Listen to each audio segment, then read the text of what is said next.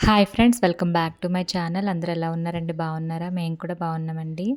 ఇక్కడ వ్లాగ్ ఏంటంటే, నిన్న మార్నింగ్ వంట చేసేటప్పుడే గ్యాస్ అయితే అయిపోయిందండి. నేను ఇవాళ రైస్ కుక్కర్‌లో అయితే ప్లాన్ చేసుకున్నా.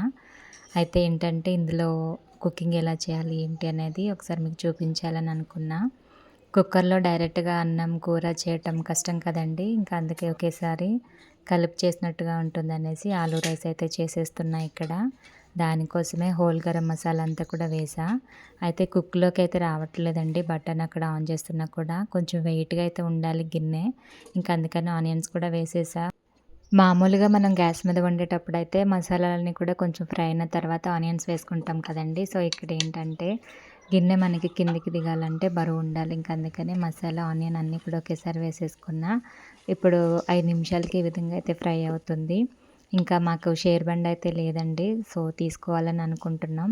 ఇంతకుముందు పాప స్కూల్ జాయిన్ అవ్వకముందు, మా హస్బెండ్ వర్క్‌కి వెళ్ళకముందు ఏంటంటే ఇంట్లోనే కాబట్టి ఇలా కరెంట్ కుక్కర్‌లో చేసుకున్నా లేట్ అయినా కూడా ప్రాబ్లమ్ అయ్యేది కాదు.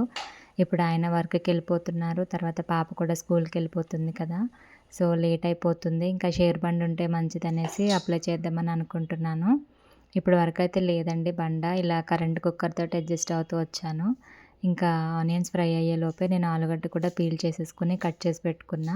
ముందుగా ఆలు వేసుకుంటున్నానండి. అది కొంచెం ఫ్రై అయిన తర్వాత టమాటా ముక్కలనైతే వేసుకోవాలి. టమాటా తొందరగానే ఉడికిపోతుంది కదండీ! ఆలు కొంచెం గట్టిగా ఉంటది కదా! అందుకే ముందు అది వేసుకున్నా. ఇలా మూత పెట్టుకుంటే తొందరగా ఉడుకుతుంది. మార్నింగ్ 6:30 నుంచి స్టార్ట్ చేశానండి. నాకు ఈ రైస్ అంతా కంప్లీట్ అయ్యేసరికి 8:30 అయిపోయింది. మా పాప స్కూల్ టైమింగ్ వచ్చేసి అక్కడ 8:45కి ఉండాలి. సో, 9 అయిపోయిందండి ఇవాళ. చాలా లేట్ అయిపోయింది. కుక్కర్‌లో చాలా లేట్‌గా అయిందండి. చాలా టైం తీసేసుకుంది కుక్ అవ్వడానికి. ఒక పక్క రైస్ కుక్ చేసుకుంటూనే, ఒక పక్క తనకి రెడీ చేస్తూ ఉన్నాను. తను స్కూల్‌కి వెళ్ళనని ఒకటే ఏడుపండి. నిన్న ఈవినింగ్ ఫీవర్ వచ్చేసింది. చాలా గ్యాప్ తర్వాత మళ్ళీ స్కూల్‌కి వెళ్తుంది కదండీ! అందులోనూ తను కొంచెం డిస్టర్బ్ అయిపోయి బాగా బెంగ పెట్టేసుకున్నట్టుంది. సో, ఫీవర్ అయితే వచ్చేసింది నిన్న ఈవినింగ్. సో, టానిక్ ఏస్తే కొంచెం బెటర్‌గానే ఉంది ఇప్పుడైతే. స్కూల్‌కి ఎలాగైనా అలవాటు చేయాలి కదండీ! సో, వెళ్ళాలి తప్పదు అని తనని కొంచెం మంచి మాటలు చెప్పి బుజ్జగించి రెడీ చేసేసరికి నాకు చాలా టైం పట్టేసింది. ఇంకో పక్క రైస్ చూసుకుంటూ, ఒక పక్క వీడియో తీసుకుంటూ, ఒక పక్క తనకి రెడీ చేపిస్తూ ఉన్నాను. ఇలా మగ్గిన తర్వాత రైస్ కూడా వేసేసుకున్నానండి కొలత ప్రకారం. సో, రైస్‌కి తగ్గట్టుగా వాటర్ కూడా వేసేసుకుంటున్నా. వాటర్ అంతా వేసుకున్న తర్వాత కొంచెం గరం మసాలా, తర్వాత ధనియా పొడి ఇవన్నీ కూడా యాడ్ చేసుకుంటాను. యాక్చువల్‌గా నేను అప్పటికప్పుడు అనుకున్నానండి ఆలు రైస్ చేద్దామనేసి. నిన్న బీరకాయలు తెప్పించాను కూర కోసం. కానీ కూర చేసి, అన్నం చేసి మళ్ళీ గిన్నె ఒకటే ఉంటుంది కదండీ! సో, మారుస్తూ ఉండాలి ఎందుకనేసి నేను ఒకేసారి ఆలు రైస్ చేసేద్దామని అప్పటికప్పుడు డిసైడ్ అయ్యాననమాట. ఇక్కడ తెలిసిన వాళ్ళు కూడా ఎవరు లేరండి. నియర్ బైలో అయితే లేరు. ఎవరిని హెల్ప్ అడుగుదామన్నా కూడా నాకు అనిపించలేదు. అందుకే లేట్ అయినా కూడా కరెంట్ కుక్కర్‌లోనే కుక్ చేసుకున్నా. సో, గ్యాస్ వచ్చేంత వరకు కొంచెం ఎర్లీగా లేసి కుక్ చేసుకుంటే అయిపోతుంది. సో, ఫైనల్లీ అయిపోయిందండి రైస్ అయితే. ఈ రైస్ అయ్యేసరికి 8:40 అయిపోయింది. కొంచెం పైన కొత్తిమీర ఏసుకుంటే బాగుండేది. కానీ నా దగ్గర లేదు. సో, అప్పటికప్పుడు వండాను కదండీ! అన్నీ ప్లాన్ చేసుకోలేదు. సో, ఉన్న వాటితోనే అడ్జస్ట్ చేసి ఈ విధంగా వండేసుకున్నా. వేడివేడిగా ఉన్నప్పుడే నేను ఆ పాపకు కూడా బాక్స్ అయితే కట్టేస్తున్నానండి ఇక్కడ. ఎందుకంటే లేట్ అయిపోయింది అప్పటికే. లేదంటే రోజు కొంచెం చల్లార్చి కలిపేసి పెడతానండి బాక్స్ అనేది.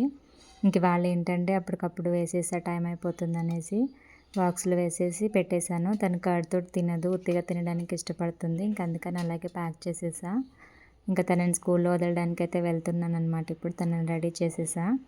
చూడండి ఎలా ఉందో అసలు బెంగ పెట్టేసుకుంటుంది. స్కూల్‌కెళ్ళడానికి అసలు ఇష్టపడట్లేదు తను. తను కొంచెం మంచిగా వెళ్తే నాకు కూడా కొంచెం ప్రశాంతత ఉంటది ఇంట్లో. లేదంటే మొత్తం ఆలోచన తన దగ్గరే ఉంటుంది. ఎలా ఉందో, ఏంటో, తిన్నదో లేదో అనేసి ఇలా ఆలోచనలొస్తూ ఉంటాయి నాకు మధ్య మధ్యలో. తనని స్కూల్‌లో వదిలేసి వస్తూ వస్తూ కరివేపాకైతే తెచ్చుకున్నానండి. అక్కడ ఫ్రెష్‌గా కనిపించింది. సో, ఇంట్లో లేదు కదా! తీసుకెళ్దామని తీసుకొచ్చుకున్నా. తీసుకురాగానే దీన్ని మొత్తం డబ్బాలోకైతే వేసి పెట్టేసుకున్నాను. ఇదొచ్చేసి యూజ్ అండ్ త్రో బాక్స్ అండి. పిస్తా హౌస్ నుంచి నేనెప్పుడో ఒక పార్సెల్ అయితే పెట్టాను. సో, అది తిన్న తర్వాత పాడేయలేదు. ఇలా వాష్ చేసి అయితే పెట్టుకున్నా. డబ్బాలో స్టోర్ చేసి పెట్టాను. ఎందుకోనండి వెంటనే పడేయబుద్ధి కాదు.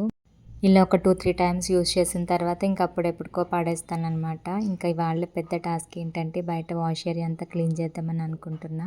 చూసారు కదండీ! ఇలా నాచు పట్టేసింది. సో, ఎప్పటికప్పుడే క్లీన్ చేస్తూ ఉన్నా కూడా వర్షాలు పడుతున్నాయి కదండీ! తడికి ఇలాగే అయిపోతూ ఉంటది. ఇంకా దీన్ని నేను హార్పిక్‌తో అయితే క్లీన్ చేస్తున్నా.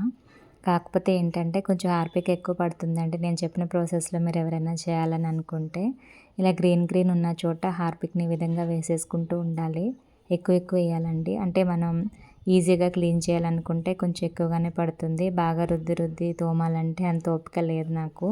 ఇంక అందుకనే కొంచెం ఎక్కువ ఎక్కువ వేసేసి స్ప్రెడ్ చేసేసి వదిలేసేయాలండి ఒక 10 నిమిషాలు. ఇది మొత్తం ఈవెన్‌గా స్ప్రెడ్ అవ్వాలి ఏరియా అంతా కూడా. లేదంటే అక్కడక్కడ వైట్ వైట్‌గా కనిపిస్తా ఉంటది. ఈ విధంగా మొత్తం ఈవెన్‌గా స్ప్రెడ్ చేసుకుంటున్నా జాడు కట్ట పట్టుకొని. ఇలా స్ప్రెడ్ చేసుకున్న తర్వాత ఒక 10 నిమిషాలు వదిలేసామనుకోండి ఈజీగా పోతాయి మరకలన్నీ కూడా. అంటే మనం స్ట్రెయిన్ అవ్వకుండా అంత కష్టపడకుండా చాలా బాగా వదిలిపోతుందండి. మీరు కావాలంటే ఒకసారి ట్రై చేయొచ్చు. ఇంకా ఈ సైడ్ వాల్స్‌కి కూడా నేను మొత్తం క్లీన్ చేసేసుకుంటున్నా. ఇంకా చూసారా ఎంత అసలు ఏమాత్రం కూడా స్ట్రెంత్ పెట్టకుండానే పోతుంది. బ్రష్ తోటి ఈజీగా పోతుంది. సో, ఇలా క్లీన్ అవ్వాలంటే హార్పిక్ అయితే కొంచెం ఎక్కువగానే పడుతుందండి. నేనైతే ఎక్కువ ఎక్కువ వేసేసుకుంటా. తొందరగా అయిపోవాలనేసి పనంతా కూడా స్ట్రెయిన్ అవ్వకుండా, ఎక్కువ కష్టపడకుండా క్లీన్ అయిపోవాలనేసి అలా చేస్తూ ఉంటానండి నేనైతే. ఇంకా చూసారా ఎంత ఈజీగా పోతుందో, స్ట్రెయిన్ అవ్వకుండా చక్కగా వదిలిపోతుంది కదండీ! ఈ వాష్ ఏరియాని ఒక 10 డేస్‌కి ఒకసారి అయితే క్లీన్ చేస్తూ ఉంటానండి బయట. ఈ 10 రోజుల్లో ఇలా అయిపోతూ ఉంటుంది. ఇంక ఈ మధ్య వర్షాలు ఎక్కువ పడటం వల్ల ఎక్కువ ఇక్కడ బ్రష్ చేయడం, ఇంకా ఎక్కువ యూజెస్ ఉంటుంది కదండీ! దానివల్ల ఇలా నాచు పట్టేయడం, పైప్ కూడా కొంచెం లీక్ అవుతూ ఉంటది ఇక్కడ. సో, ఇలా అయిపోయిందనమాట ఏరియా అంతా కూడా.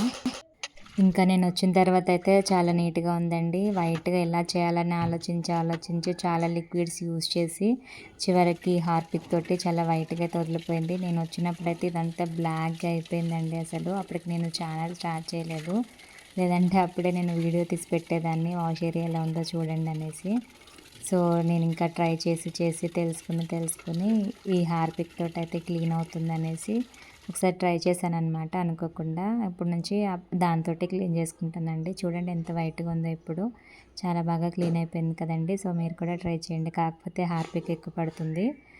ఇంకా బయటంతా క్లీనింగ్ అయిన తర్వాత లోపల కూడా క్లీన్ చేసేసుకున్నానండి ఇల్లంతా కూడా. బెడ్డు, సోఫా మంచిగా నీట్‌గా సెట్ చేసేసుకొని పెట్టుకున్నా. ఇల్లంతా కూడా ఊడ్చేశాను. అయితే ఇవాళ పాపకి ఏమి తినిపించకుండానే పంపించేశానండి స్కూల్‌కి. అంటే ఏమిద్దామన్నా గ్యాస్ సరిగ్గా లేదు కదా! కొంచెం బాధ అనిపిస్తుంది అదే. ఏమన్నా పాలు కలపనా అని అడిగినా కూడా వద్దని చెప్పింది. తను మార్నింగ్ ఏం తినడానికి ఇష్టపడట్లేదు. బెంగగా వెళ్తుంది స్కూల్‌కి వెళ్ళటమే. సో, ఆ బెంగలోనే ఏమీ తినట్లేదు. అదే ఆలోచిస్తా ఉన్నాను నేను. ఇంకా పపాయ ఉంటే కట్ చేసి దాన్ని కూడా ఫ్రిడ్జ్‌లో పెట్టేసుకొని కిచెన్ కూడా నీట్‌గా సర్దేసి క్లీన్ చేసేసుకున్నానండి మొత్తం. ఎందుకంటే గ్యాస్ అయితే లేదు కదా! మొత్తం అవన్నీ కూడా నీట్‌గా తుడిచేసి పెట్టేసుకున్నా. నిన్న అయిపోగానే బుక్ చేశానండి బండ. సో, ఎప్పుడొస్తుందేమో తెలీదు. వెయిటింగ్ నేనైతే గ్యాస్ కోసం. ఇంక ఇల్లు క్లీనింగ్ కంప్లీట్ అయిన తర్వాత నేను కూడా కొంచెం ఫ్రెష్ అయిపోయా. లంచ్ అయితే చేసేదుందండి ఇంకా. చూస్తా ఉన్నాననమాట ఊరికూరికే బయటికెళ్ళి గ్యాస్ వచ్చిందా లేదా అనేసి చూస్తా ఉన్నాను. ఇంకా లంచ్ చేద్దామనేసి వచ్చేసా ఇక్కడ. పెరుగు చట్నీ అయితే కలుపుకుంటున్నా. ఒక్కోసారి అసలు ఎలాంటి పరిస్థితులొస్తాయోనండి. అప్పుడు చాలా బాధ అనిపిస్తది నాకైతే. పాపకేం తినిపించకుండానే పంపించేశాను. వంట సరిగ్గా చేయలేదు. ఇలాంటి పరిస్థితులన్నీ కూడా వస్తూ ఉంటాయి. ఇంక అలాంటప్పుడు అడ్జస్ట్ అయిపోతా ఉంటానండి నేనైతే. చెప్పుకుందామన్నా కూడా ఎవరుండరు ఇక్కడ నైబర్సు. సో, కింద మా ఫ్రెండ్ ఒక ఆమె ఉంటుంది. సో, ఆమె అయితే నాకు హెల్ప్ చేస్తదండి. లాస్ట్ టైం కూడా ఇలాగే గ్యాస్ అయిపోతే వాళ్ళ ఇంట్లో ఎక్స్ట్రా బండి ఉంటే తీసుకెళ్ళమని చెప్తే, సో, అది తీసుకొచ్చి కుక్ చేసుకున్నా. సో, ఈసారి ఏంటంటే వాళ్ళకి కూడా ఎక్స్ట్రా లేదు. నేను కూడా అదే యూజ్ చేస్తున్నా అని చెప్పింది. ఇంకా షేర్ బండి అయితే తీసుకోవాలని ఫిక్స్ అయిపోయానండి నేనైతే. పాపకి ఇబ్బంది అయిపోతుంది కదా స్కూల్‌కి. మా హస్బెండ్ కూడా ఇవాళ లంచ్ ఏం తీసుకెళ్ళలేదు. ఇంక ఇక్కడ పెరుగు చట్నీ కలిపేసుకున్న తర్వాత కీరా కూడా కట్ చేస్తున్నానండి లంచ్‌లోకి. ఇలా కార్నర్ కట్ చేసుకొని ఈ విధంగా రుద్దామనుకోండి అందులో నుంచి నురగలాగా వస్తది. సో, అదేంటంటే చేదనమాట. ఒకవేళ కీరాలో ఏమన్నా చేదుంటే పోతుందనమాట. ఈ ట్రిక్ ఎవరికైనా తెలియదేమో అనేసి చెప్తున్నా. ఇంక ఇది కూడా కట్ చేసి పెట్టేసుకున్నా. ఇంకా లంచ్ అయితే చేసేసానండి. కీరా వేసుకొని కొంచెం పెరుగు చట్నీ వేసుకొని ఆలూ రైస్ అయితే తినేసాను. తిన్న తర్వాత ఇంకా బయటకొచ్చి చూస్తా ఉన్నా. క్లైమేట్ అయితే మబ్బు మబ్బుగా భలే ఉంటుందండి ఈ మధ్య. ఎనీ టైం వర్షం పడేలాగానే ఉంటుంది. గ్యాస్ వస్తదేమో అన్నట్టుగా అబ్జర్వేషన్‌లో అయితే ఉన్నాను. అంటే ఒక్కోసారి వచ్చి వెళ్ళిపోతున్నారు. పైనకి రాకుండా కిందనే అడిగేసి వెళ్ళిపోతున్నారంట. ఒక ఆటో అయితే వచ్చిందండి ఇటు సైడు. మనకి గ్యాస్ అతనైతే వచ్చాడు. కాకపోతే అతను పక్కన వాళ్ళ ఇంట్లో గ్యాస్ బండేసి వెళ్ళిపోయాడు. మా ఇంటికి కూడా వస్తాడేమో అన్నట్టుగా వెయిట్ చేస్తా ఉన్నాను కానీ రాలేదు. సో, అలా అనమాట. ఇవాళ నేను చేసుకున్న పనులైతే ఇవేనండి. కరెంట్ కుక్కర్‌లో ఆలు రైస్, ఇల్లు క్లీనింగ్, వాష్ ఏరియా క్లీనింగ్ ఇంకా అలా అనమాట. Thank you for watching friends. మరొక మంచి వీడియోతో మళ్ళీ కలుద్దాం. Bye bye. Take care.